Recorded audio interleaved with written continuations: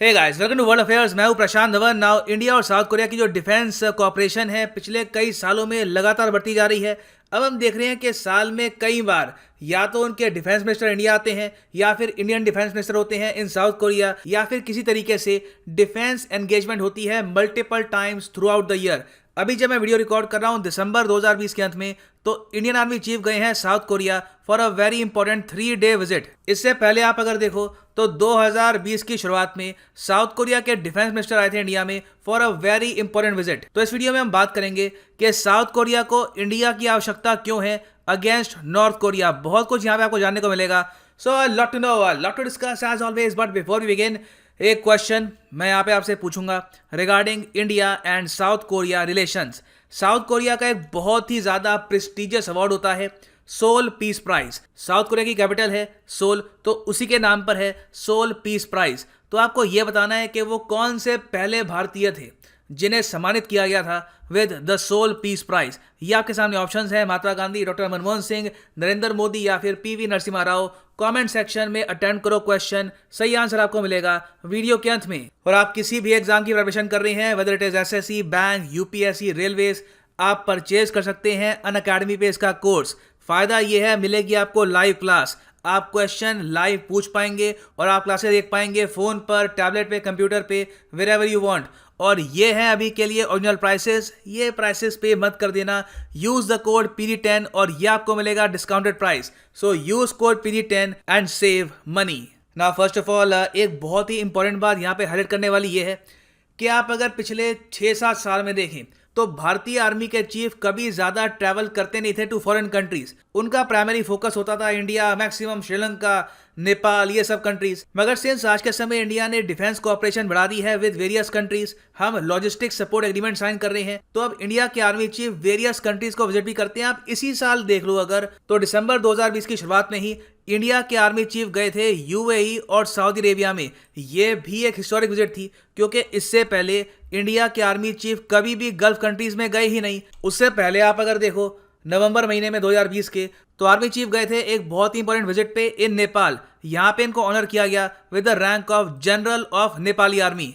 फिर उससे पहले आप अगर देखो तो अक्टूबर 2020 में ये गए थे म्यांमार में with foreign secretary Harshvardhan Shringla. तो 5 कंट्रीज को विजिट किया है हमारे आर्मी चीफ ने पिछले 2 महीने में। और जो लेटेस्ट कंट्री है ये है east Asian country south Korea. और साउथ कोरिया की विजिट भी हिस्टोरिक है। अगेन मैं आपको बता दूं, इससे पहले इंडिया के इतिहास में हमने इस टाइप की एंगेजमेंट इंडियन आर्मी चीफ की इंटरनेशनली कभी भी नहीं देखी। ये जो 2020 में विजिट हो रही है ये पहली बार है इतिहास में जब एक इंडियन आर्मी चीफ गए हैं साउथ कोरिया में for a very important visit. और यहाँ पे आप देख पाएंगे इनका वेलकम हो रहा है in South Korea with a lot of honour.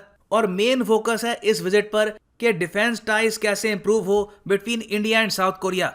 ऐसी विजिट पे ना काफी बार फाउंडेशन रखी जाती है फ्यूचर एग्रीमेंट्स की कि किन एस्पेक्ट्स में इंडिया और साउथ कोरिया आपस में कोऑपरेट कर सकते हैं, चाहे वो डिफेंस मैन्युफैक्चरिंग हो, इंपॉर्टेंट एग्रीमेंट्स हो या फिर इवन इंटेलिजेंस शेयरिंग हो।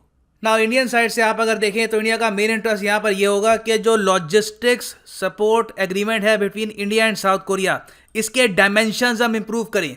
लॉजिस्टिक्स सपोर्ट एग्रीमेंट के अंडर इंडिया इजाजत देता है साउथ कोरिया को कि इनकी जो शिप्स हैं वॉरशिप्स, ये डॉक कर सकती है इंडिया के मिलिट्री बेसिस पे, इंडिया के नेवल बेसिस पे, और यहाँ पे रीफ्यूलिंग सप्लाई इनको चाहिए, ये सब इंडिया प्रोवाइड करेगा। उसके बदले में इंडिया को एक्सेस मिलेगा साउथ कोरियन नेवल बेसिस का। मगर बाकी कंट्रीज के साथ आप अगर देखो, for example France, US, even Japan, वहां पर जो ये लॉजिस्टिक्स एग्रीमेंट है ये वन डायमेंशनल नहीं है, वहां पे मल्टी डायमेंशनल है। वहां पे हम बात करते हैं एयरफोर्स की, आर्मी की, नेवी की, तो कंप्लीट एक्सेस की हम बात करते हैं वहां पर मिलिट्री बेसिस की। तो अब इंडिया मोस्ट प्रॉब्ली ये कोशिश करेगा कि जो ये लॉजिस्टिक सपोर्ट एग्रीमेंट है ये नेवी से बढ़कर एयरफोर्स और आर्मी को भी कवर करे। दूसरा इंटरेस्ट यहाँ पे इंडिया का ये है कि जिस तरीके से K9 वज्र आर्टिलरी गन्स इंडिया और साउथ कोरिया मिलकर मैन्युफैक्चर कर रहे हैं, वैसे ही इन द फ्यूचर और प्रोजेक्ट्स पर भी इंडिया और साउथ कोरिया काम करें। इसमें एक प्रोस्पेक्ट है कि मिलकर दोनों कंट्रीज एक मिसाइल पर काम कर सकते हैं। ये काफी हद तक पॉसिबिलिटी बताई जा रही है, बट लेट्स सी कि यहाँ पर क्या डिस्कशंस में निकल के आता है after a few months. Now आप अगर देखो साउथ कोरियन पर्सपेक्टिव से, तो इनका मेन इंटरेस्ट है इंडियन इंटेलिजेंस शेयरिंग में। क्या है कि हाल ही में चेक रिपब्लिक एक यूरोपीय देश है, उन्होंने एक इंटेलिजेंस रिपोर्ट सामने रखी दुनिया के। उस रिपोर्ट में उन्होंने ये बताया है कि आज के समय कुछ देश हैं जैसे कि Pakistan, north Korea, Syria, Iran, ये हाई लेवल पर इलीगल प्रोलिफरेशन कर रहे हैं और चांसेस ये भी हैं कि पाकिस्तान आज भी मिसाइल टेक्नोलॉजी और भी एडवांस मिलिट्री हेल्प प्रोवाइड कर रहा है नॉर्थ कोरिया को। अब पाकिस्तान ऐसा क्यों करेगा? देखिए, इसके बहुत सारे रीजन है। पहली बात तो चाइना एक बहुत ही स्ट्रांग लिंक है between north Korea and Pakistan. China के बहुत ही ज़्यादा अच्छे रिलेशन है विद नॉर्थ कोरिया और पाकिस्तान के साथ तो है ही।